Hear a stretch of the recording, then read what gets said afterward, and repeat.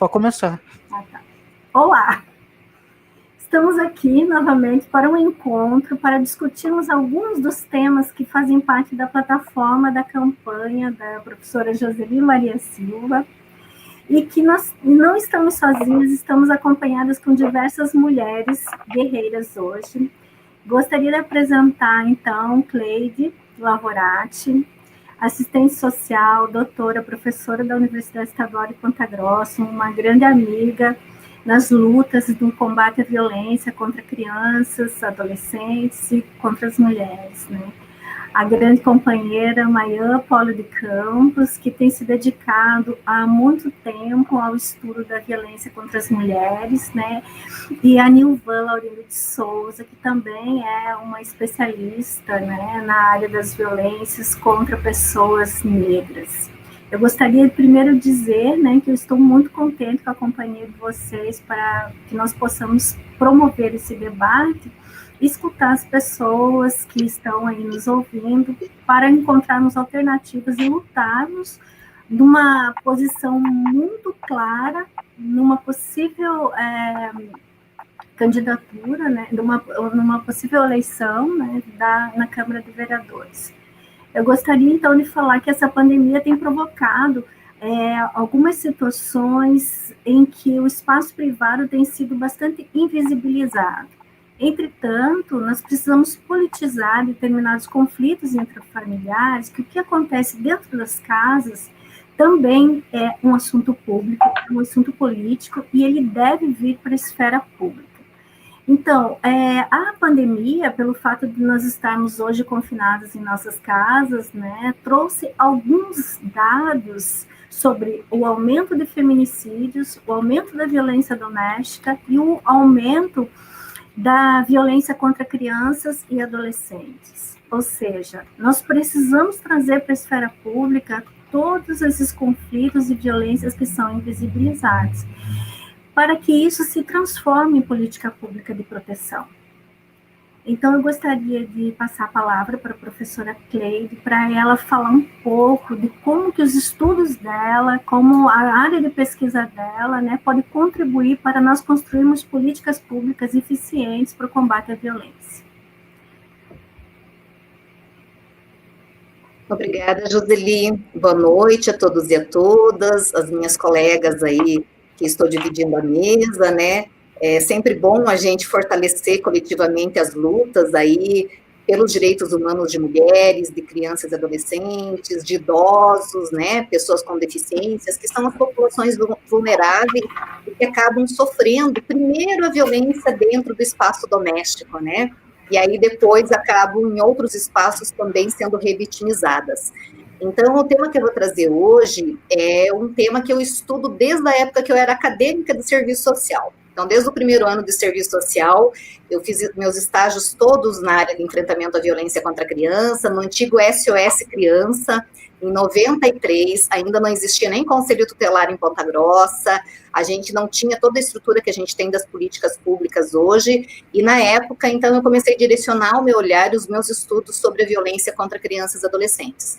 A partir daí, veio especialização, né, na USP, em violência doméstica também, com a Maria Amélia Azevedo, com a Viviane Guerra, que foram precursoras aí no Brasil nessa temática, para dar visibilidade ao fenômeno da violência intrafamiliar, né, e posteriormente eu acabei fazendo meu doutorado também com a problemática da rede de proteção a crianças em situação de violência, né, pesquisei a rede de Curitiba, e a partir dessa pesquisa, acabei direcionando vários projetos de extensão no enfrentamento à violência contra crianças e adolescentes na Universidade Estadual de Ponta Grossa. Eu fiz uma apresentaçãozinha ali, Lid, se você puder me ajudar. Aí eu vou contando um pouquinho da experiência, trazendo alguns dados, então a minha fala ela vai ser baseada um pouco nessas pesquisas que eu fiz, né, e trazendo alguns elementos também da legislação de proteção à criança e da forma como a gente pode articular os serviços de proteção a crianças e adolescentes, aí pensando um pouco essas propostas de uma nova política, de novas formas de trabalho aí no enfrentamento desse fenômeno que é tão complexo, né. Então, pode passar, Lides, por gentileza.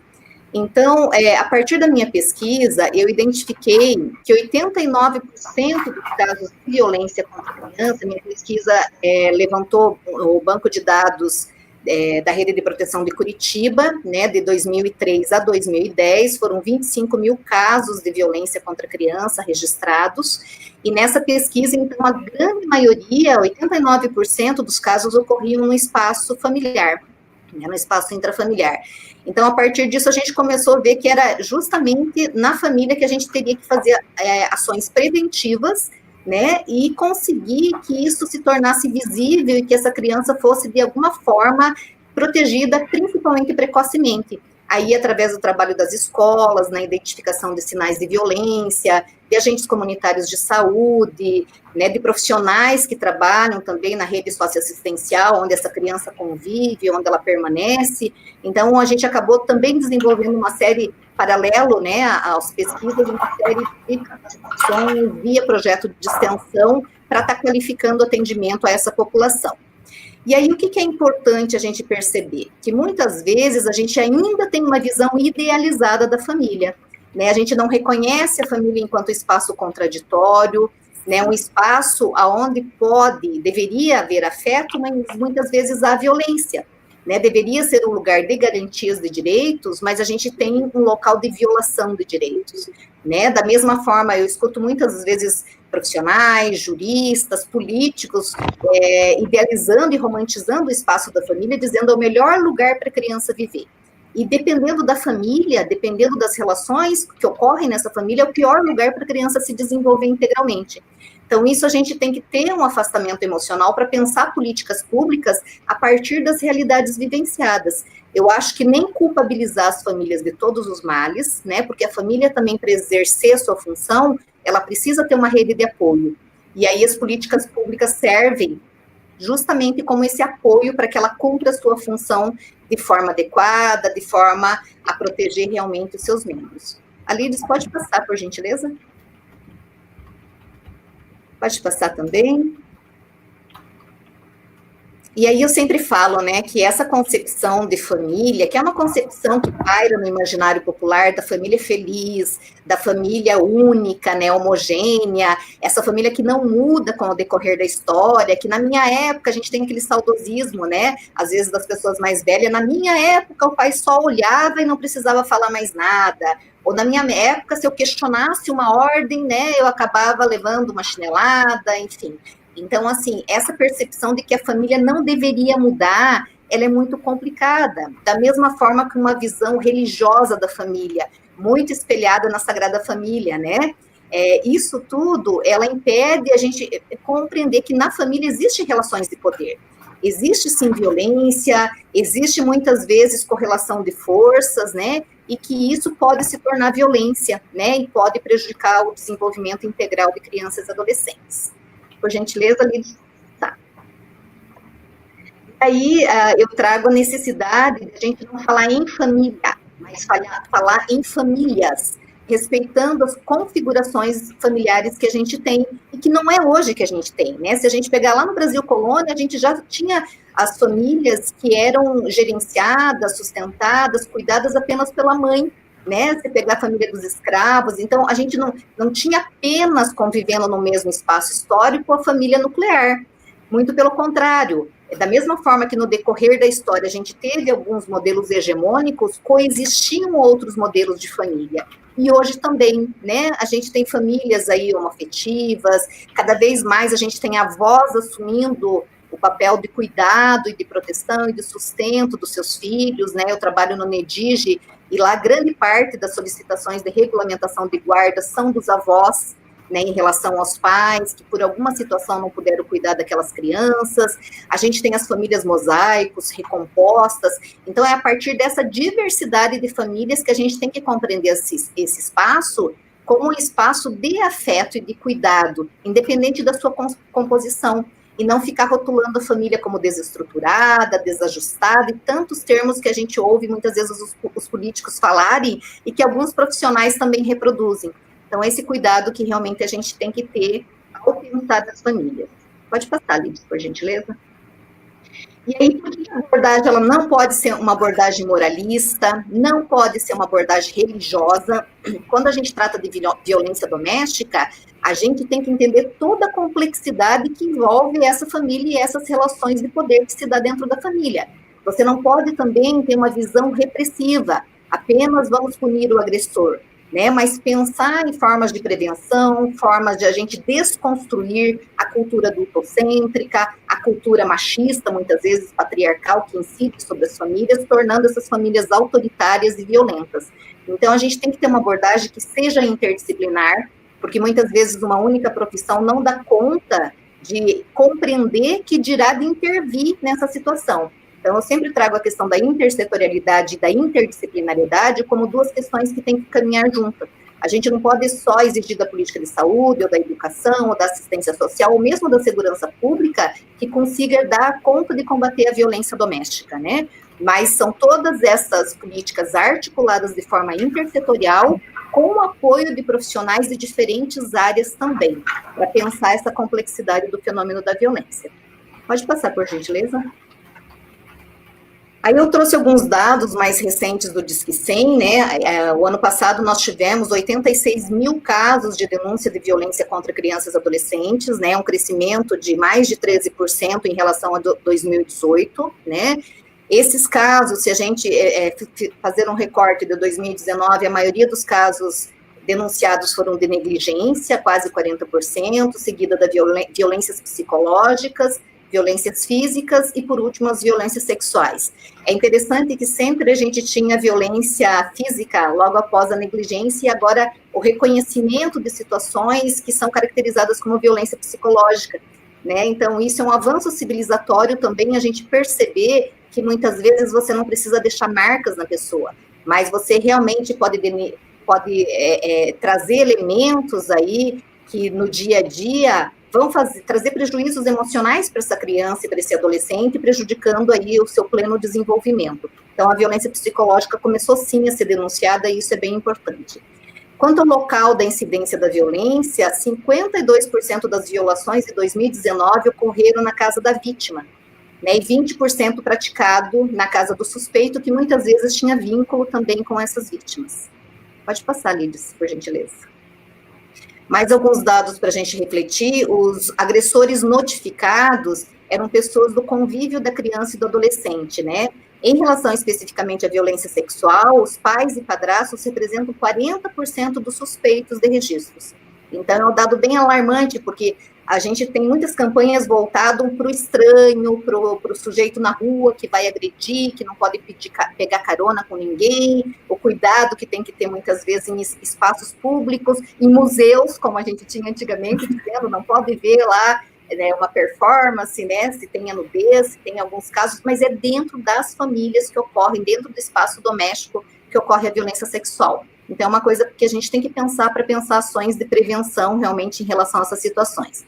Em relação ao sexo das vítimas, 55% das vítimas do sexo feminino e 45% do sexo masculino, pensando de uma forma geral todas as violências, embora em relação à violência sexual, majoritariamente ela atinge meninas, né? Embora a gente tenha também uma discussão sobre o tabu, né, do menino quando sofre a violência sexual, que os próprios familiares acabam não denunciando por uma série de preconceitos que existem em relação à violência sofrida por meninos, né?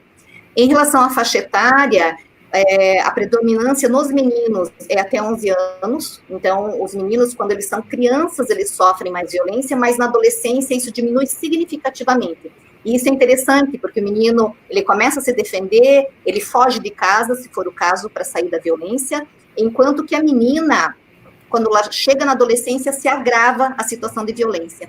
E aí vem desde a violência sexual, muitas vezes a própria exploração sexual comercial, né, quando ela se aventura a sair de casa para se livrar da violência.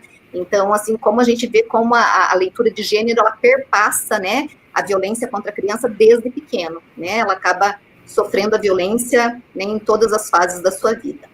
Pode passar, Lides, por gentileza.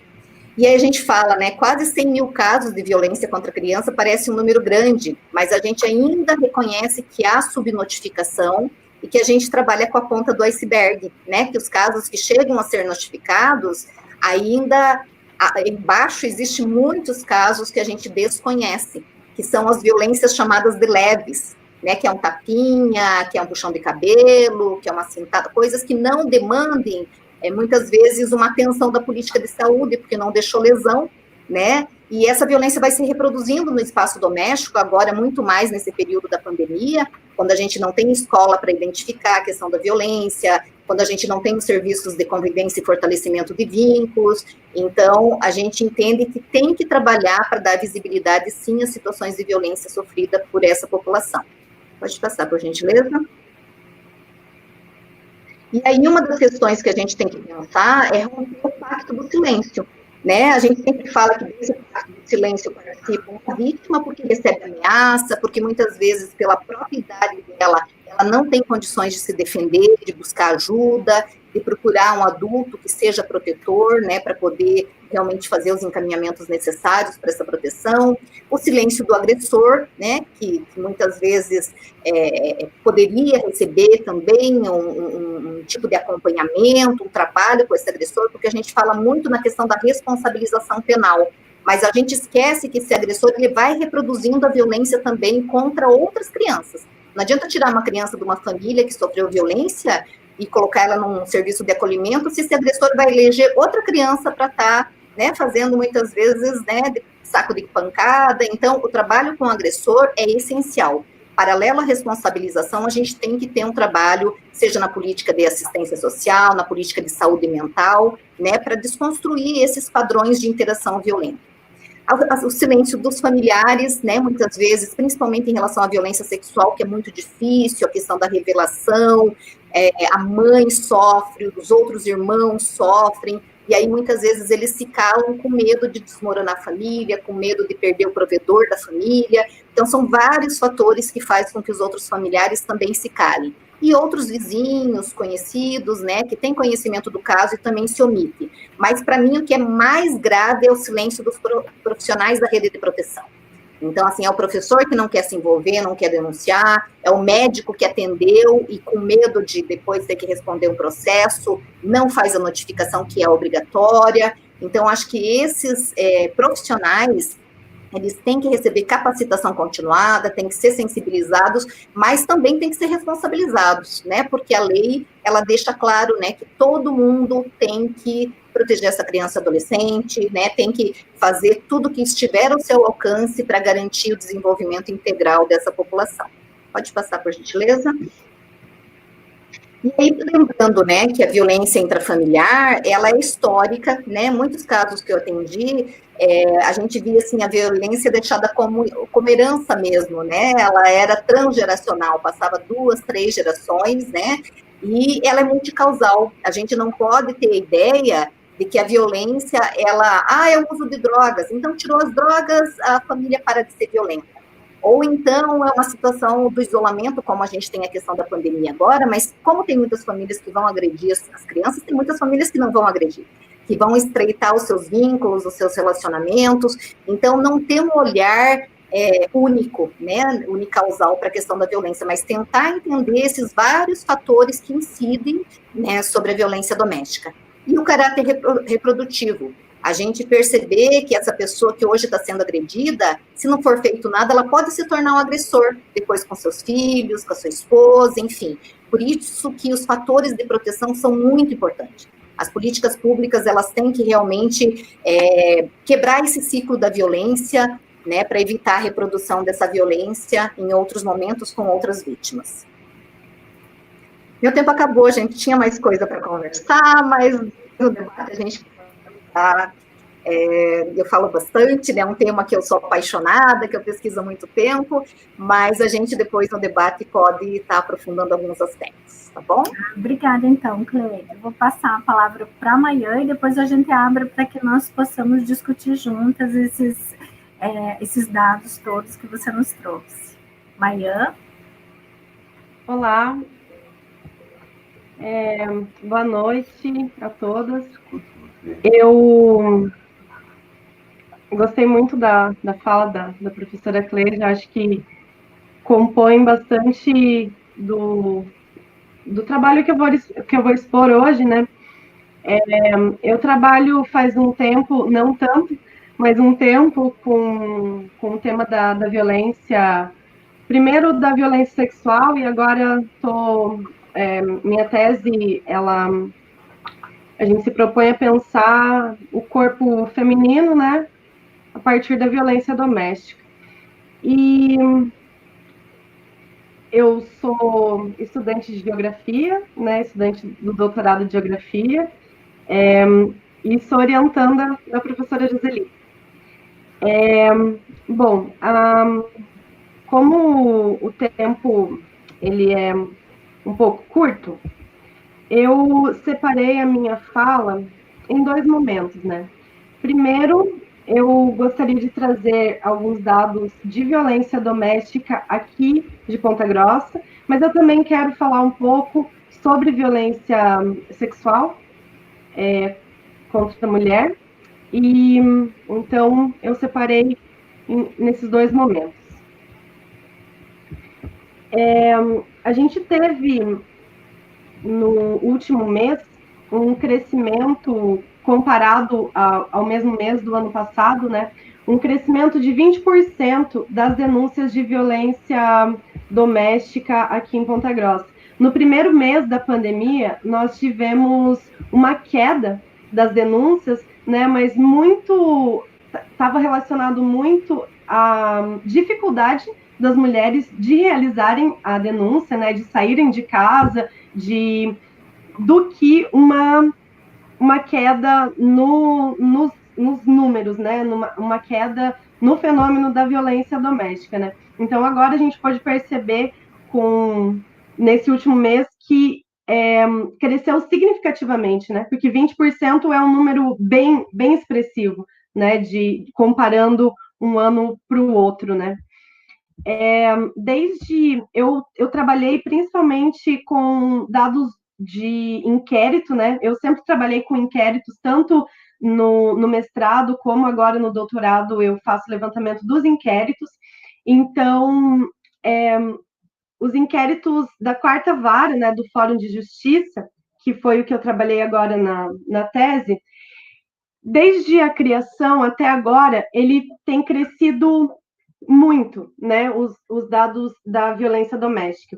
Em 2014, né, o ano da criação, foram 256 inquéritos, e em 2018, 1.080, né, acompanhados também do pedido de medida protetiva. Né? Então, a gente tem um crescimento de 4 anos, assim, o que quadriplicou, né? Os casos de violência aqui em Ponta Grossa. Mas também vale deixar bem claro, né, que será que é a violência que tem aumentado em Ponta Grossa, ou será que são as denúncias que elas estão crescendo decorrente das campanhas, né, de conscientização, ou a criação dos núcleos, né? Tem o NUMAP, que foi. Eu não sei exatamente a construção do NUMAP, quanto tempo ele tem, mas eu acho que são 2 ou 3 anos, se eu não estou enganada. E também do acompanhamento, né, da Patrulha Maria da Penha, de conseguir garantir uma efetividade maior, né, nas medidas protetivas, que o fórum, né, ele acaba dando mais prioridade, né, o número de pedidos, assim, de denúncias, ele é muito grande, né, então o fórum acaba dando prioridade para os casos em que são pedidos, né, as medidas protetivas. Uma coisa que eu gostaria de trazer aqui para a gente fazer uma reflexão, não só entre nós, mas das pessoas que estão assistindo, né? Esses casos e esses dados aqui em Ponta Grossa e no Brasil, eles são extremamente expressivos. Então, é um problema, né? É um problema social que nós precisamos lidar, né? Com políticas públicas, principalmente, e com seriedade também, por conta da gravidade que esse fenômeno traz, né? Porque além da vulnerabilidade que essa vítima está em relação à violência doméstica, ela também é uma mulher que pode passar por uma situação de feminicídio, né? Então a gente não pode minimizar a questão da violência doméstica de forma nenhuma, né? E não deixar banal. Mas também não podemos deixar um ambiente para essa vítima, né? De afastamento. De afastamento, porque esse afastamento ele é algo que está dentro de uma estratégia, né, da moral, assim, do machismo e do patriarcado, esse afastamento da mulher, né, e dessa propriedade, né, do corpo feminino. Então, como se o homem ele tivesse esse controle, né, do corpo feminino, e isso é bastante normalizado nas relações, né?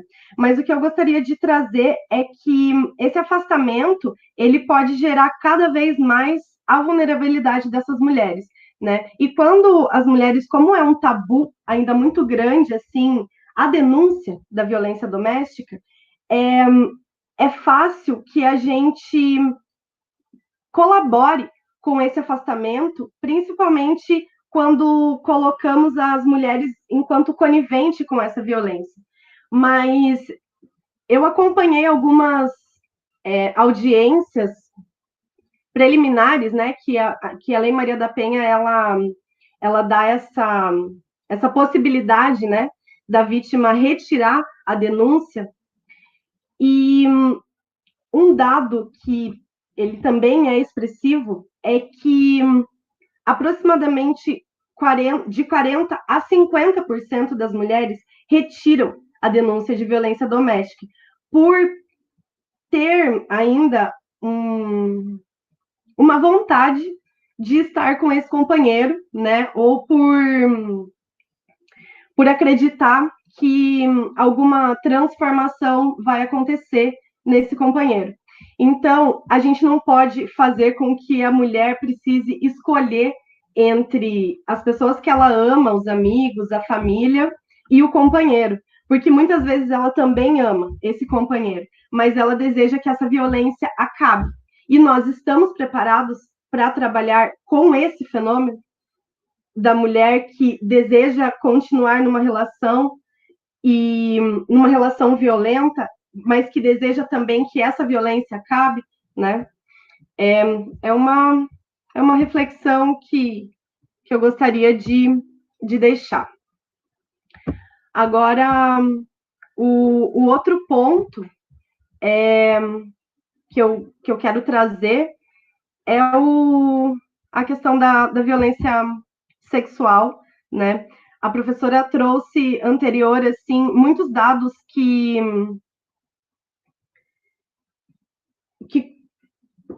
dialogam muito com o estudo que eu fiz, né? Eu até preparei na minha fala, assim, exatamente o que a professora tinha trazido sobre esse imaginário social, né, que a gente cria, de que a violência sexual, ela acontece fora de casa, né, ela acontece no espaço público, ela acontece com mulheres adultas, e muitas pautas até, né, de alguns movimentos sociais está relacionado com isso, né, de defender a liberdade do corpo da mulher, né, e trazendo principalmente a questão da violência sexual, né. Isso é uma parte, né, do fenômeno. Existe essa violência sexual no espaço público, né? Ela não é inexistente, ela não é algo que foi só criado, né? Ela é existente, principalmente em espaços públicos também que estão relacionados ao uso de substâncias, né? Muita gente vê, o que aparece bastante na mídia, né? Mulheres que são abusadas após o consumo de substâncias, né? Mas esse dado que aparece mais, ele é o menor dado quando a gente pega o fenômeno da violência sexual por completo. Né? Quando eu estudei os casos aqui de Ponta Grossa, né, foi lá em 2015 que eu levantei, né, os inquéritos. No ano de 2014, a gente passou por 80 casos de violência sexual em Ponta Grossa. 80 casos denunciados, né? Como a professora mesmo falou, trouxe o exemplo do iceberg, né? A Safiotti, ela também traz que são 10%, né? Ela traz uma estimativa de mais ou menos 10% dos casos que são denunciados, né? Contra 90% de cifra que não é denunciado, né? Então, a estimativa ela é muito maior, né? Mas vamos trabalhar com esses 80 casos e 70 inquéritos, né? Porque foram 70 inquéritos que eu levantei, mas em alguns inquéritos existiam mais de um caso. As principais vítimas, 72% trazendo os números, né? São crianças, né, meninas de até 14 anos de idade, com o boom, né, da violência ali nos 14 anos de idade mesmo, que, como a professora também trouxe, nos dados que já foram apresentados. Né? Então, é um número muito expressivo e também é um dado que, quando eu levantei o espaço que essa violência acontece, né, 80% dessa violência aconteceu no espaço privado, né, no espaço doméstico, tanto na casa da vítima quanto na casa do agressor. Né. Ainda existe esse 20%, né, do espaço público, e um dos inquéritos também, aí eu não vou saber dizer se era exceção ou se são denúncias que acontecem todos os anos, né? Mas tinha um dos inquéritos que foi contra um professor e que foram sete denúncias no mesmo inquérito, né? Então, talvez possa, eu não sei assim o quanto esse tipo de denúncia ocorre, né? Mas 7 casos de 80 também pode dar uma alargada nesse número de casos que não foram dentro de casa, né? E agora deixa eu só confirmar o dado do número. E os principais agressores, né, eles estão relacionados ao núcleo familiar, né? 77% das pessoas, dos agressores estão relacionados com pais, avós, tios, padrastos, pessoas próximas da vítima e muitas vezes de confiança dessa vítima, né? Então, o que eu gostaria de trazer é que tanto a violência doméstica quanto a violência sexual, elas devem ser pensadas de maneiras separadas, né? Porque elas contam com especificidades diferentes uma da outra, né? Mas que existe um fator que une esses dois fenômenos, né? Que une não, né? Mas que existe nesses dois fenômenos, né? Que é a espacialidade da casa e o núcleo familiar. Então,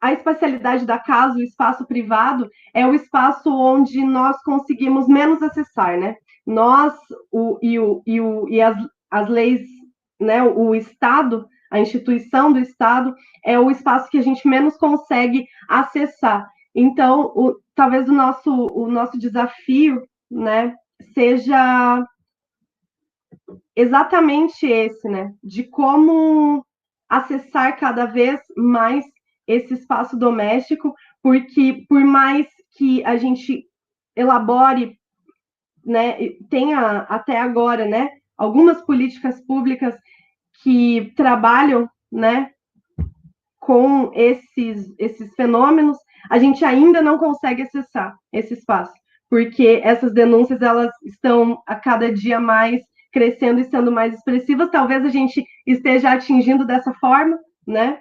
Mas que elas ainda acontecem, né? É isso. Obrigada. Desculpa. Agora vamos passar, então, à exposição dos dados e da fala da professora Nilvan. Agradecida, Nilvan, a palavra é sua.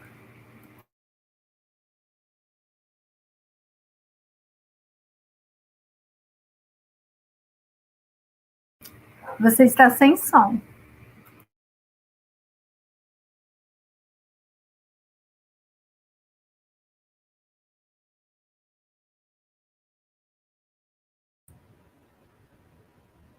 Ok, estão me ouvindo?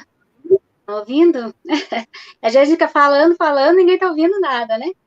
Então, boa noite, quero agradecer imensamente a oportunidade de debater um assunto de tamanha importância, de tamanha relevância, e a importância das mulheres em todos os espaços, porque trazem e se colocam na condição de pesquisadora, na necessidade de trazer à tona e evidenciar todos esses fatos e evidenciar todas as violências sofridas por todas nós mulheres em todos os segmentos. Então, agradeço imensamente, confesso que ter acesso aos dados é difícil, acho que todos nós que escolhemos trabalhar com essa temática vivemos a dor do conhecimento desses dados, porque às vezes a ignorância é uma condição para se ser feliz, né? Diante de tantos dados alarmantes e difíceis, né? Queria colocar a situação do Paraná, que muito tempo houve de que o Paraná não existia negros, né? Então eu vou colocar um pouco a situação da mulher negra e que entra dentro desse cenário de violência em todos os aspectos, em todos os agravantes. Então, no caso específico, se a gente for falar de Brasil, né, a gente tem uma realidade, do Paraná a gente tem outra, mas é preciso colocar que o Paraná tem 28,5% de negros. E isso é muito relevante porque é muito recente essa quantificação, esse percentual de negros, porque a história do Paraná, por muito tempo, negou a existência do negro, né? E aí os novos historiadores têm feito esse trabalho aí, de nos colocar. Nós temos no Paraná, acho que 27 comunidades quilombolas reconhecidas e mais tantas, né, mais de 20 em processo de reconhecimento, que agora não sei, né, e aí dá a quantidade de negros que nós temos, né, e de mulheres, né, em situações de falta de acesso a tudo ainda, né.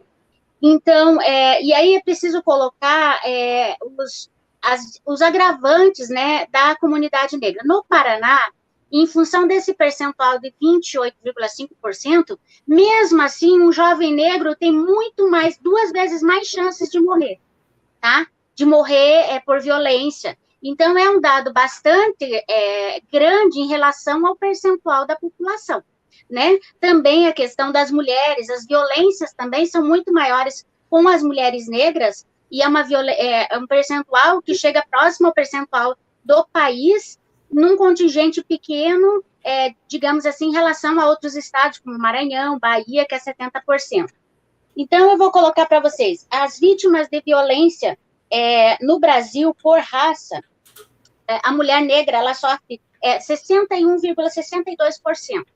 Então, falar da questão da desigualdade social, falar da mulher negra, e é preciso pensar no país, não é falar de minorias. Está muito longe disso. Falar da mulher negra, da população negra do Brasil, é falar de mais da metade da sua população. E isso é bastante significativo. O Estado precisa pensar, porque negligenciar isso é negligenciar a população brasileira, né? Então, isso a mulher branca, só para vocês terem a questão. Então, a mulher negra é 61,62%, enquanto que a branca é 38,5% praticamente. Então, é uma diferença bastante grande. Eu vou colocar em termos de número de homicídios no Brasil e no Paraná. O número de homicídios no Brasil é 57.956, quase 58 mil. Nós vivemos um país extremamente violento, tá? Aqui caem aviões quase todos os dias, com o volume. 23 minutos, um jovem negro é assassinado. E nós falarmos em um jovem negro assassinado é falar numa mãe que não tem o direito de viver com o seu filho, tá? É falar de uma violência dupla. Uma violência dupla contra esse jovem, que todos os sonhos foram perdidos. Falar de uma mãe que não tem o direito de ter a sua família, de ter o seu núcleo estruturado enquanto família, de não conviver com o seu filho, e todos os entes dessa família sendo violentados de alguma forma. Então, essa mulher negra, em que muitos casos é arrimo de família. Então, ela tem que ser forte. Não é que a mulher negra, ela é mais forte. Ela se faz forte pelas condições em que ela vive nesse país. Tá? Na ausência do Estado, ela tem que ser forte, para não sucumbir. Então, é preciso colocar todos esses dados. Quando a professora falava, a gente fala, e eu sempre falo assim, que vida, nós defendemos o direito à vida, e dá a impressão que a gente diz, que vida que a gente defende?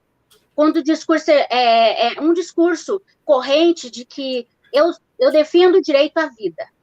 Mas a gente não pode escolher qual a vida, não é a vida do recém, do feto, né? Porque todo dia, à medida que eu defendo um discurso contra o aborto, eu também tenho que perceber, se eu defendo esse feto, eu tenho que defender esse jovem que também tem o sonho interrompido e que já tem um processo de vida encaminhado. E que é uma violência de todo um grupo, de toda uma comunidade. Então, isso é importante colocar, porque dá a impressão que quando se fala de alguns discursos em defesa da vida, mas aí eu falo, que vida?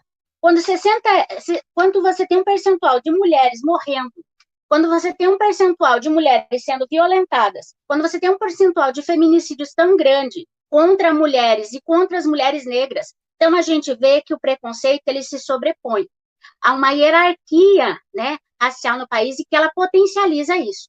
Então nós temos, se eu for uma mulher branca, eu vou viver determinadas discriminações. Mas se eu for uma mulher negra, isso se potencializa, tá? Isso se potencializa, inclusive, com os agravantes sociais. Então, eu vou dar os dados, eu falei do Brasil, né? A questão do homicídio. No Paraná, em 2018, eu estou colocando, eles fizeram o Atlas da Violência, né? Eles colocaram aqui 10 anos, né? E chega em 2018, no Paraná foi 2.443, tá? Então, eu colocar, assim, o número de homicídios de não negros no Paraná, 1.747, enquanto negros 670, e nós já chegamos em situações maiores em outros momentos. Mas em 2018, 670. Você pensa, é pouco. Não é pouco se nós considerarmos o percentual do Paraná, tá? E aí, a questão também, ela vai se agravando em relação ao número de homicídios por faixa etária, né, de mulheres, né? Então, de mulheres no Brasil é 4.519. No Paraná, 211. Então, são números bastante alarmantes, são situações gravíssimas.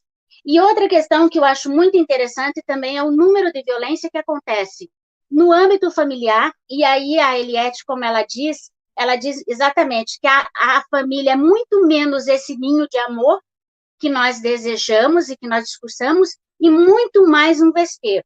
Então, quando eu falo num discurso em defesa da família, eu também falo que família, né? A família que eu idealizo, a família. Porque muitas jovens saem de casa, ainda adolescentes, porque são violentadas e vão para a rua achando que esse espaço é melhor do que o ambiente familiar onde ela é violentada cotidianamente. Então, é preciso colocar, e aí eu vou também voltar um pouco na história do Brasil, desde a escravidão, em que a mulher negra ela é negada, ela é vista como uma reprodutora, né, em que ela não tem o direito à maternidade, e ela tem o seu filho que é vendido, e depois ela passa a ser ama de leite da dona, né, da proprietária, da dona de escravos. E aí nós temos depois uma lei que é a lei do ventre livre. Ora, como pode, se a escravidão é hereditária, eu tenho uma lei do ventre livre? Você não pode sair engatinhando e dizer, mamãe, eu estou livre, né? E essa mulher, né? Em que condições que isso se dá, né? E aí nós vamos ver todo esse legado chegando até os dias atuais com dados extremamente agravantes, né? De violência. E é também importante perceber que, e isso se dá muito em função das pesquisas e do afunilamento disso, que a criança tem sexo. Então, muitos dados que a gente tinha antigamente, os pesquisadores, daí a professora e a outra convidada, que não me deixam mentir, que a criança tem sexo. Ela tem sexo e ela tem cor. Então, esses dados são extremamente relevantes para compreender essa estrutura e a sociedade, e pensar em políticas públicas. Então, muitas vezes a gente vê assim, jovens morrem, né? Mas é preciso que esses dados também sejam estratificados e colocados, né? Para a gente poder compreender e trabalhar de forma contundente com esses elementos. Outra questão que a gente vê também é um artigo de 2016 em que fala a cor da dor. Então, também o sistema de saúde, né, a forma como ele negligencia também essas mulheres que procuram, inclusive, potencializado nas mulheres negras, nas mulheres de baixa condição. Então, isso tudo tem que ser levado em conta. Então, falta de um pré-natal, muitas vezes um único pré-natal, quando o mínimo seria 7, e elas não são orientadas. Quando são, né, a questão do toque, muitas vezes a mulher negra é deixada, não é observada, a medição, né? E tudo isso, esse racismo institucionalizado está presente, e aí uma comissão parlamentar no Rio de Janeiro que não tinha a intenção de compreender a questão de chegar nesses dados, queria apenas entender por que um número de crianças tão grande estavam morrendo recém-nascidos, mais de 15 mil. E o que eles chegaram à conclusão? Que a grande maioria eram mulheres negras que eram negligenciadas no seu atendimento. Inclusive, o período em que elas ficam com dor, sem intervenção de uma anestesia, todo aquele acompanhamento. E aí a gente precisa perceber todo esse racismo institucionalizado e a importância que a gente tem.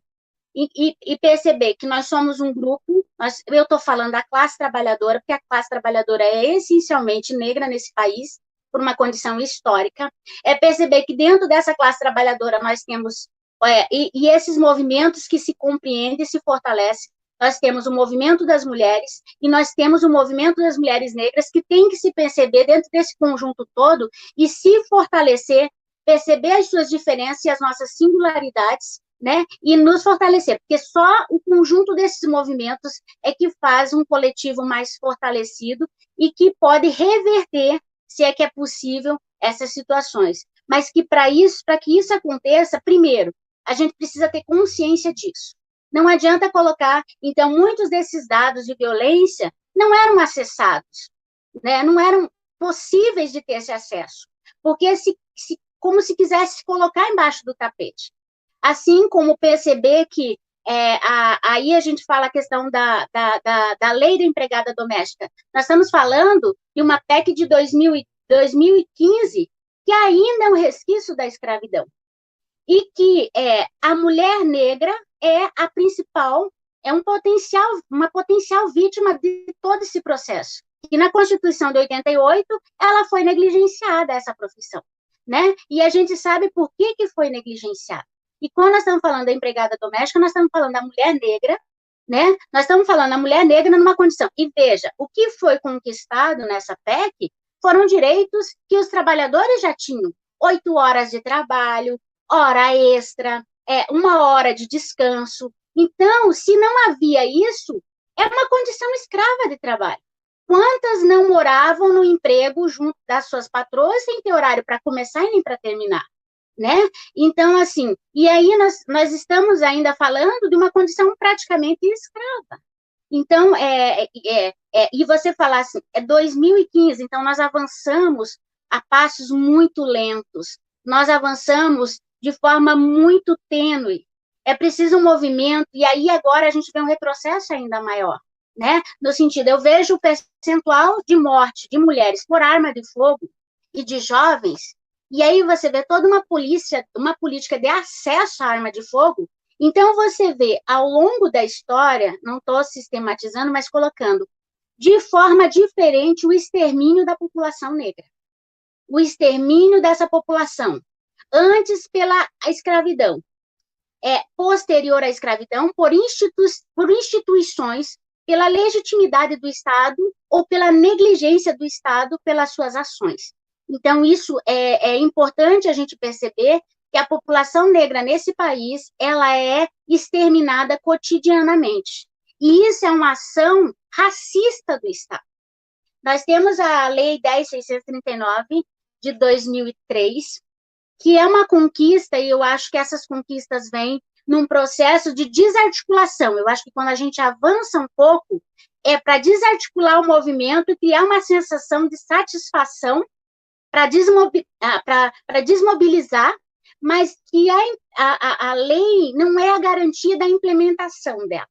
E nós percebemos isso dentro do nosso espaço, dentro do nosso processo de formação, na instituição onde a gente vivencia, em que as licenciaturas precisavam ter essa prática, compreender esse processo, porque se eu não compreendo toda a estrutura da sociedade brasileira e não compreendo a contribuição do negro, da negra, na construção da sociedade brasileira, e todos esses agravantes sociais que vocês colocam em termos de violência, e que eu coloco que é potencializado pela população negra, a escola está pecando quando ela não compreende essa sociedade, de que forma que essa sociedade está sendo formada, né? E de que forma também que essa alienação, e aí ela está a serviço de quê? Do patriarcado, né? Quando negligencia a nossa história, a história da mulher, do voto feminino, de cidadania, é extremamente recente, né? E a gente precisa ocupar os espaços de poder, porque é nesses espaços de poder que nós vamos reverter algumas condições totalmente desfavoráveis e históricas com relação à mulher, de um modo geral, à classe trabalhadora e à mulher negra e à criança também em situação de vulnerabilidade. Então, as políticas públicas e a presença do Estado é fundamental nesse processo. Então, à medida em que o Estado se ausenta desse trabalho, ele é permissivo. Então, que vida se defende? Eu defendo uma vida, então, e a outra não. Então, isso é muito importante, não sei se eu já avancei na minha fala, mas, e me coloco à inteira disposição, mas eu acho extremamente relevante e acho que a gente tem que estar comprometido com a nossa própria história, e é fundamental compreender a nossa história, porque só compreendendo a nossa história, nós nos colocamos como sujeito desse processo, né? É só essa consciência que vai me tirar da letargia e vai me fazer caminhar em um enfrentamento. E uma coisa que eu vou dizer para vocês e para todas nós mulheres, as portas não vão ser abertas com gentilezas para nós.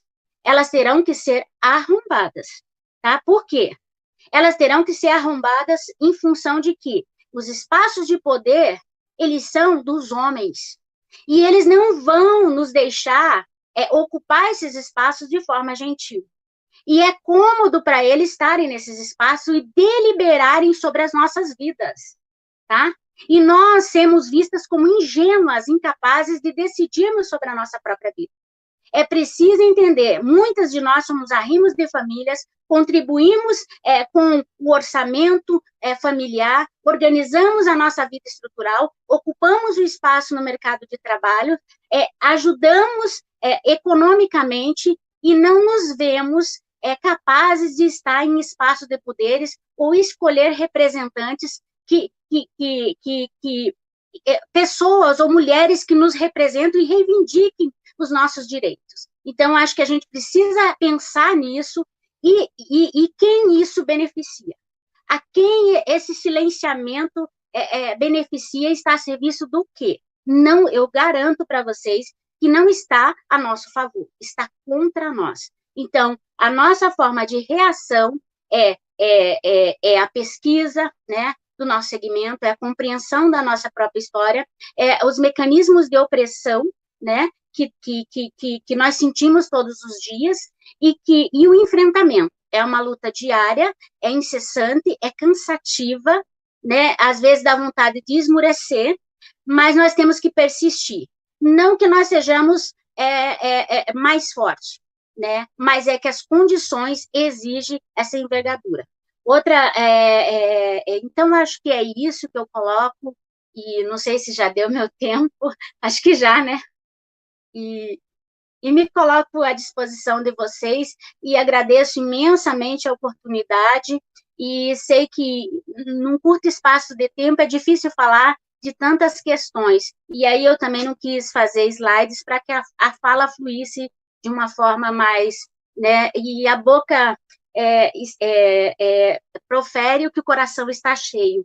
Então, eu estou falando para vocês o que me inunda e o que me motiva todos os dias. Então, agradeço imensamente vocês a oportunidade de conhecer o trabalho de todas e dessa caminhada da professora Joseli, que sai dessa zona de conforto exatamente por um comprometimento e motivada por todas essas questões que acompanham ela no decorrer da sua trajetória acadêmica. É isso, muito obrigada. Então, não é à toa que nós fizemos o convite para essas 3 mulheres maravilhosas, né, que estão aí à frente de uma série de batalhas e que, com certeza, serão grandes contribuidoras para a formulação de políticas públicas, né, e eu acho importante marcar 3 questões que perpassam o debate das 3 mulheres que se colocaram aqui à disposição hoje, né?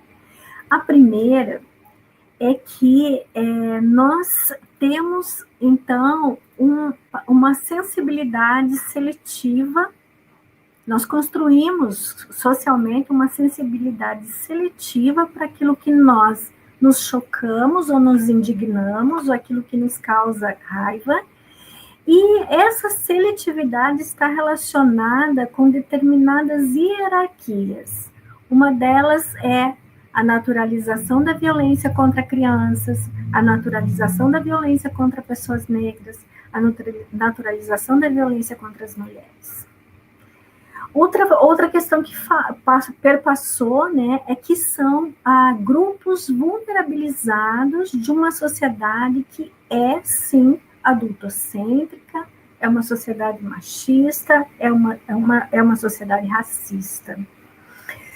Outra questão que perpassa as 3 falas é a ideia que nós construímos de uma romantização do que seja família. E não nos propomos, enquanto sociedade, enfrentar, né, como que nós organizamos a família de uma forma que está conectada com toda a violência que nós vemos na sociedade também. E que esse é um desafio que é colocado pelas 3 colaboradoras hoje dessa live. E outra coisa importante que perpassa as 3 falas é a importância de nós politizarmos várias coisas que nós colocamos fora da esfera da política. Uma delas é a família. Como as famílias estão constituídas, e as famílias não apenas constituídas em termos de laços afetivos, mas também as condições econômicas que as famílias possam ter, sociais, de preparo psicológico, para ser realmente um espaço de proteção e acolhimento das nossas crianças, não é? E a questão que perpassa a fala das 3 é a seguinte: a quem nós beneficiamos com o discurso que a família é algo que não deve ser discutida politicamente? A quem nós beneficiamos quando nós dizemos que a sexualidade não deve ser discutida politicamente, ou que gênero não deve ser discutido politicamente? A quem nós beneficiamos? E aí, se nós olharmos os nossos representantes políticos, nós vamos entender que nós temos, né, nessa candidatura, essa proposta que nós temos dessa candidatura é a reunião dessas mulheres. A reunião dessas mulheres que estão aqui na tela, representada por muitas outras mulheres. São as mulheres jovens, representadas pela querida Mayan, né, que quer um futuro sem violência sexual, que quer criar seus filhos numa família saudável, né? E essa família saudável pode ser qualquer tipo de família, desde que ela seja um espaço realmente de afeto e proteção, né? A Cleide, que sonhou a vida inteira, representa todas as mulheres desse país que estão fazendo da sua profissão, né, uma luta para melhorar as condições de vida das futuras gerações e das atuais, né? A Nilvan, essa mulher negra que não tem que está representando muitas outras mulheres negras que têm vontade de gritar a dor da perda de seus filhos, a dor de ser discriminada, a dor de não poder ter tido sequer o reconhecimento do seu trabalho. Então, eu quero deixar registrado publicamente que a minha saída da zona de conforto, como diz a Nilvan, né, ela não é sozinha, né, ela não é solitária quanto eu imaginei que pudesse ser, né, ela é com vocês, e vocês representando muitas outras mulheres. E eu gostaria de deixar público, né, que nós juntas podemos conquistar esse espaço na unha, como diz a Nilvan. Nós vamos conquistar esse espaço na unha. Porque sim, não porque nós queremos algum tipo de revanchismo, não, nós queremos construir uma sociedade diferente. Inclusive com uma proposta de tratar os agressores, como diz a Cleide. Inclusive como uma proposta de acolher essas mulheres, como diz a Maria, que querem e amam determinados tipos de homens, mas querem sair da violência. Nós queremos compreender todas as especificidades que a Nilvan traz, das diferenças que marcam os corpos das pessoas e que distribuem desigualmente a dor, o luto, a doença, a pobreza, a fome. Então, eu gostaria de agradecer imensamente vocês, minhas amigas de coração, mas também exemplo de mulheres que eu admiro muito, de estarem aqui comigo, né, e dizer que vamos para o sucesso pelo menos de uma campanha onde nós estamos nos propondo a falar de coisas que não querem ser, que muitos políticos não querem falar. E nós estamos aqui com coragem para colocar essas pautas, né? Essas pautas, elas não podem ficar apenas nas nossas pesquisas, não podem ficar apenas dentro da universidade, elas têm que vir para a vida cotidiana de todas as mulheres, que precisam, né, que a universidade também se abra para elas. Então, obrigada, e que mais mulheres se unam à nossa luta, e vamos juntas aí constituir uma força feminina para a conquista desse legislativo aí em Ponta Grossa. Abraço, gente. Obrigada.